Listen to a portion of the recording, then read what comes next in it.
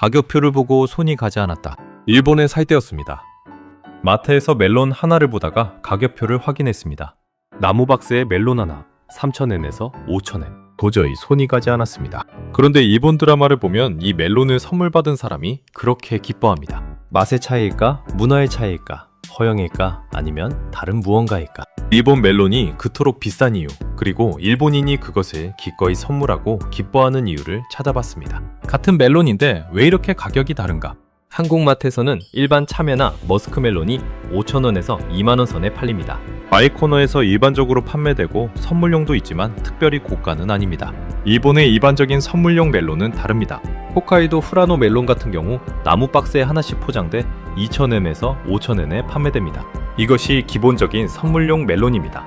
그리고 최상위에는 유바리 킹 멜론이 있습니다. 일반 유통가는 3,500엔부터 시작하지만 경매 최고가는 2개 세트에 320만, 하나로 2,800만원짜리도 존재합니다. 물론 일본에서도 멜론이 다 비싼 건 아닙니다. 편의점에서도 멜론을 1,000엔 안팎에 살 수 있습니다. 그런데 드라마에 나오는 그 나무 박스, 멜론, 백화점 지하 과일 코너의 멜론은 다릅니다. 같은 멜론이지만 완전히 다른 카테고리에 있습니다. 과일이 아니라 명품인 겁니다. 탄광촌이 세계에서 가장 비싼 멜론을 만든 사연. 홋카이도 유바리시는 한때 번성한 탄광도시였습니다. 그런데 탄광이 폐쇄되면서 재정 파산 위기에 몰렸습니다.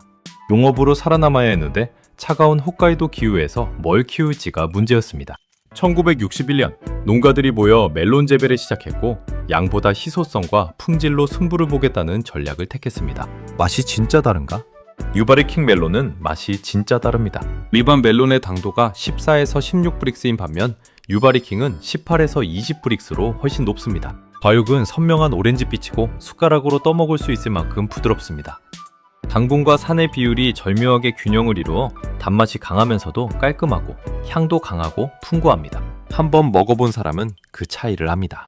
그러나 가격 차이의 전부를 맛으로만 설명하는 건 무리입니다. 2,800만원짜리 멜론이 일반 유통 멜론보다 수백 배 맛있진 않습니다. 그 가격에는 맛 이상의 무언가가 포함되어 있습니다. 일본은 선물이 의무인 나라, 그 문화가 고급 과일을 만들었다. 일본의 고가 과일 시장은 선물 문화가 싹을 틔웠다고 해도 과언이 아닙니다. 일본에는 공식적인 선물 시즌이 1년에 2번 있습니다. 7월에 오추겐과 12월에 오세보입니다. 직장 상사, 거래처, 은인에게 감사의 마음을 과일과 술, 식품으로 전하는 것이 사회적 관습입니다. 2015년 일본 선물 시장 규모는 17조엔, 하나로 약 170조 원에 달했습니다. 일본에는 이 밖에도 여행이나 출장 후 그 지역 특산물을 사오는 오미야게 문화가 있습니다. 당일 출장이라도 과자 하나라도 사오는 것이 예의이고 빈손은 신뢰로 여겨집니다.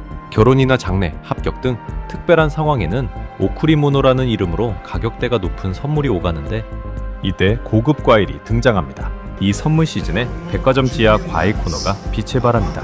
1864년 창업한 도쿄의 과일 전문점 센비키아에서는 멜론 한 통이 17,280엔, 과일 바구니가 32,400엔에 팔립니다.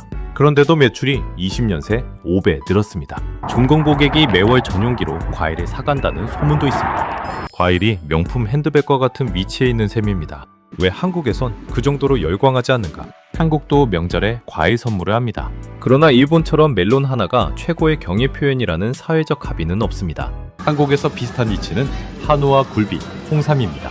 일본에서는 그 자리에 과일이 올라와 있는 겁니다. 일본은 선물 시즌이 오추겐과 오세보로 제도화돼 있고 고급 과일이 최고급 감사 표현으로 통합니다. 나무 박스와 포장 자체가 가치의 일부이고 부유층과 권력자의 상징이라는 인식이 있어 받는 사람도 그 가치를 정확히 합니다. 반면 한국은 과일 선물은 있지만 그 정도는 아닙니다. 명절 선물로는 한우와 홍삼, 와인이 경쟁하고 과일은 상대적으로 저렴한 선물로 인식됩니다. 최근 샤인머스켓 이후 프리미엄 과일이 확산되고는 있지만 아직 과일만으로 최고의 선물이라는 지위를 얻지는 못했습니다. 이유는 문화적으로 형성된 것이지 만만의 문제가 아닙니다. 왜 멜론 하나에 그렇게 기뻐하는가? 첫 번째 이유는 가격을 안다는 점입니다. 일본인은 선물의 가격을 대략 압니다. 나무박스 멜론이 3,000엔에서 5,000엔이라는 걸 받는 사람도 합니다. 이 사람이 이만큼 나를 생각했구나가 숫자로 전달됩니다. 과일 자체보다 그 가격표가 담긴 마음을 받는 것입니다. 두 번째 이유는 희소성입니다. 유바리킹 멜론은 홋카이도에서만 생산되고 수확 시기가 짧습니다. 내가 직접 가서 사오기 어려운 것을 받았을 때 기쁨이 배가 됩니다. 일상의 선택지에 없던 것이 선물로 오는 것이 선물의 본질입니다. 세 번째 이유는 포장의 완성도입니다. 일본의 고급 과일은 나무 박스와 전용망, 종이에 정성스럽게 포장됩니다. 개봉하는 행위 자체가 하나의 의식입니다. 택배 박스에 아무렇게나 들어있는 것과 나무 박스에 완벽하게 포장된 것은 같은 멜론이어도 받는 느낌이 완전히 다릅니다. 네 번째 이유는 사회적 지위의 언어라는 점입니다. 일본에서 유바리킹 멜론을 선물한다는 것은 나는 좋은 것을 한다, 당신에게 최고를 드리겠다는 신호입니다. 선물은 주는 사람의 안목과 경제력을 동시에 드러내고 과일 하나가 사회적 커뮤니케이션의 도구가 됩니다. 다섯 번째 이유는 소비의 허락입니다. 일본인은 근검절약 문화가 강해서 5,000엔짜리 멜론을 스스로 사 먹기는 망설여집니다. 그런데 선물로 받으면 먹어도 되는 이유가 생깁니다. 사치의 허락증 같은 것이고 그래서 더 기쁩니다. 일본에서 멜론을 선물하는 것은 과일을 주는 것이 아닙니다. 정성의 크기를 수치로 전달하는 것입니다. 서양인가? 문화인가? 일본에 살면서 이것을 이해하기까지 시간이 걸렸습니다. 처음에는 그냥 과일인데 왜 이렇게 비싸냐고 생각했습니다. 그런데 찬찬히 들여다보면 이것은 맛의 문제가 아니라 사회적 언어의 문제였습니다. 일본인에게 나무 박스 멜론은 나는 당신에게 최선을 다하겠습니다 라는 선언입니다.